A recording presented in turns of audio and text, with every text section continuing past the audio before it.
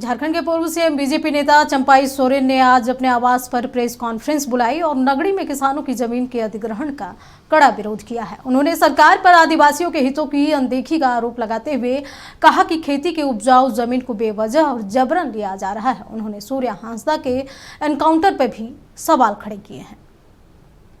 पिछले साल तक इन लोग अपना खेती किया है और इस साल अचानक जनवरी या फरवरी में तार से बाउंड्री कर दिया है। नगड़ी के ग्रामीण किसानों को वहाँ जाने के रोक दिया गया। ये क्या विडंबना है नगड़ी के जनता का साथ, क्या गुनाह किया है? अब कुछ तो सार्वजनिक भी करो।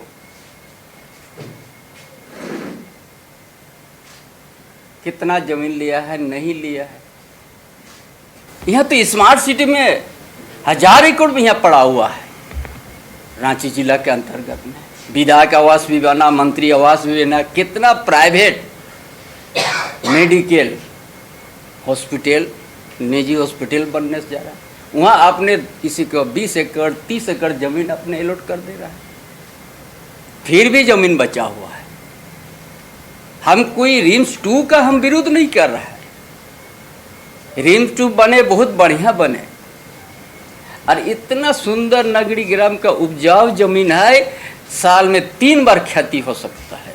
उस जमीन पर ऊपर में आज बाउंड्री लगा दिया। हम समझते इंग्रेज साम्राज्यवाद से कम नहीं है। इंग्रेज साम्राज्यवाद जो जिस तरह से हुक्म चला तो उससे कम नहीं है। इसीलिए आप लोग को यहाँ का इतिहास आप लोग संक्षेप में बताते हैं। 350 साल, उसका आगे भी खेरवाड़ भी था, बहुत सा ऐसे आंदोलन हुआ था, चहीगढ़, चंपागढ़, बादोला, कोंडा।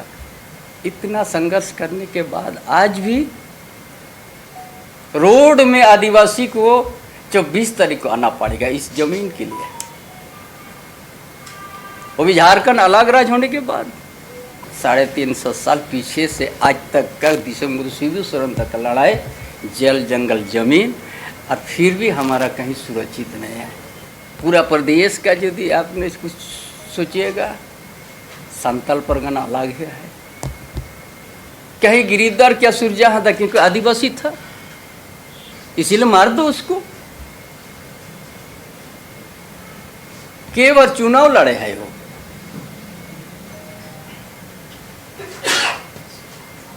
एक समाज सेवा करते हैं, 350 से 400 विद्यार्थी को पढ़ाते हैं निःशुल्क, उसको इनकाउंटर कर दिया।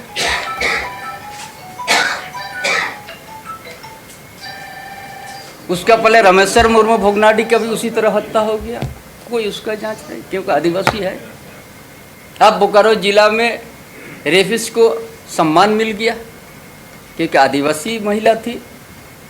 कितना हम व्याख्या करेंगे? क्या ये इसीलिए झारखंड अलग राज्य, इतना लंबा संघर्ष हम लोग किया। इस खबर पर और अधिक जानकारी के लिए हमारे सहयोगी सत्यव्रत किरण हमारे साथ लाइव जुड़े हुए हैं। सत्यव्रत, बहुत बड़ा सवाल उठता है कि एक अपराधी के लिए बीजेपी का इतना हाई तौबा करना सूर्या हांसदा का एनकाउंटर पर कितना बड़ा सवालिया निशान खड़ा करता है? ना देखिए, फिलहाल पार्टी है और अपने स्तर से जो उन्हें सबूत मिले हैं उसके आधार पर पार्टी जो है वो कोशिश कर रही है। और चूंकि आज जिस तरह से पूर्व मुख्यमंत्री चंपाई सोरेन ने प्रेस कॉन्फ्रेंस किया, जो मुख्य विषय थे वो 3 मुख्य विषय थे। सबसे पहले विषय जो था वो था रिम्स 2 के निर्माण में जो जमीन से संबंधित विवाद लगातार सामने आ रहे हैं, वो सुलझने के बजाय जो है वो और ज़्यादा उलझता जा रहा है। चंपाई सोरेन ने कहा कि वो नगरी के जो ग्रामीण हैं, जो किसान हैं, उनके साथ वो खड़े हैं, और जिस तरह से झारखंड निर्माण हुए कई साल हो गए, बावजूद अब तक आदिवासियों को अपने हक के लड़ाई के लिए जो है वो सड़कों पर उतरना पड़ रहा है। उन्होंने कहा कि रिम्स 2 की जो ज़मीन है, जिस ज़मीन को अधिग्रहण किया गया है, जिस ज़मीन पर रिम्स 2 का निर्माण किया जाना है, वो ज़मीन उपजाऊ ज़मीन है, और वैसे में वह ज़मीन इतना उपजाऊ है कि साल में 3 बार उस पर खेती हो सकते हैं। चंपाई सोरेन ने कहा, राज्य सरकार को कहा कि अगर उनके पास ज़मीन अधिग्रहण का कोई कागजात है तो वो जो है वो सामने सौंपे। उसके अलावा जो किसानों को जो है वो जब हटा दिया गया, जबरन जो है वो बाउंड्री कर दी गई, सुरक्षा कर्मियों की तैनाती कर दी गई, उस दौरान भी वहां पर खेती कर रहे किसान को जो है वो किसी भी तरह का पूर्व में जो है वो नोटिस नहीं दिया गया। तो उन्होंने कहा कि अगर सरकार के पास अधिग्रहण से संबंधित कोई कागजात है तो वो वहां के रहने वाले जो पीड़ित किसान हैं उन्हें दिखाएं। उन्होंने कहा कि इस पूरे मामले पर, यानी कि रिम्स 2 के निर्माण विवाद मामले पर जो नगरी के जमीन के जो मालिक हैं, जो वहाँ के किसान हैं, उनके साथ चंपई सोरेन खड़े हैं और जितनी बड़ी आंदोलन करनी पड़ेगी वो आंदोलन करेंगे। उन्होंने कहा कि वो भी दिसम गुरु शिबू सोरेन के साथ जो है वो झारखंड अलग राज्य के निर्माण में आंदोलन कर चुके हैं। वो भी दिसम गुरु शिबू सोरेन के साथ जो है वो जंगलों में घूम चुके हैं, नदी के किनारे रात जो है वो बिता चुके हैं। वैसे में वो भी आंदोलनकारी हैं। आदिवासियों के हक और अधिकार को छीनने की कोशिश की जाएगी तो वो आंदोलन करेंगे। दूसरा जो विषय था कि आप देखिए कि सूर्य हांसदा की जिस तरह से मौत हुई है, लगातार जो विपक्ष के लोग हैं वो उसे फर्जी इनकाउंटर के रूप में देख रहे हैं, क्योंकि सूर्या हांसदा का जो बैकग्राउंड रहा है, आप देखेंगे कि उनके द्वारा कई सामाजिक कार्य जो है वो वहाँ के स्थानीय जो है वो जगहों पर की गई है। सत्यव्रत, बच्चों का सामाजिक कार्य किए गए हैं, लेकिन उससे पहले उनके ऊपर कई आपराधिक केस मामले भी चल रहे थे, जैसे फर लेवी लेने का, वसूली का, इस तरह का भी उनके ऊपर मामले दर्ज थे। देखिए, मामले दर्ज होते हैं, लेकिन जरूरत है कि उन मामलों को न्यायालय में जाता है, उस मामले की जो है वो जांच होती है। आरोपी आसानी से लोग बन जाते हैं, लेकिन वो आरोप सिद्ध करने के लिए जो है वो कोर्ट है। वैसे में पुलिस के द्वारा न्याय करना, यानी कि इनकाउंटर करना, इस पर लगातार सवाल उठाए जा रहे हैं। सूर्या हांसदा का क्या कुछ आपराधिक रिकॉर्ड रहा है, इससे भारतीय जनता पार्टी को का जो है इस पर कोई आरोप नहीं है। सवाल यही है कि आखिर इनकाउंटर क्यों किया गया। आपको पता है स्नेहा कि अपने राज्य में अभी भी कई ऐसे अपराधी हैं, कई ऐसे अपराध कर्मी हैं जिनके ऊपर दर्जन भर से ज़्यादा जो है वो संगीन मामले दर्ज हैं, लेकिन उनका इनकाउंटर नहीं हो रहा। सवाल यही है कि पुलिस को जांच करने का अधिकार है, अनुसंधान करने का अधिकार है, इनकाउंटर करने का अधिकार नहीं है। इनकाउंटर पर जो है वो लगातार सवाल उठाए जा रहे हैं कि वो व्यक्ति जिसने कई बार चुनाव लड़ा, वो व्यक्ति जो कि अपने गांव के लोगों के बेहतरी के लिए लगातार काम किया करता था, उसे पकड़ा जा सकता था, न्यायालय में प्रस्तुत किया जा सकता था, और जो सजा देना है वो न्यायालय का काम है, न कि पुलिस या फिर प्रशासन के किसी एजेंसी को।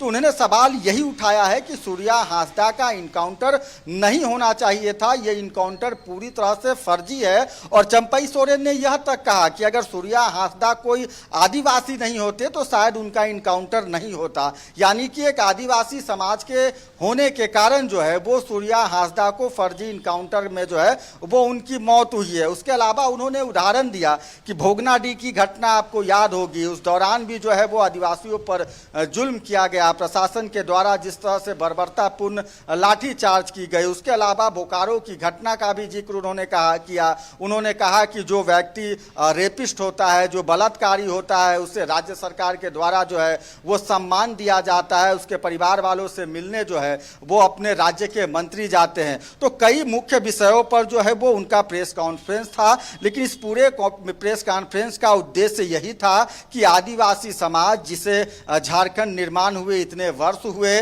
जिस लक्ष्य के साथ जो है वो झारखंड राज्य का निर्माण किया गया था, ताकि आदिवासियों का जो हक है, अधिकार है, उनकी जो अस्मिता है, उसकी रक्षा की जाए, लेकिन वो रक्षा वर्तमान के सरकार में नहीं हो पा रहा है। तमाम जानकारी के लिए आपका बहुत बहुत शुक्रिया। तो बता दें कि आदिवासियों के हितों की अनदेखी का आरोप लगाते हुए चंपई सोरेन ने सरकार पर गंभीर सवाल खड़े किए हैं। उन्होंने सूर्या हांसदा के एनकाउंटर पे भी कई सवाल उठाए हैं।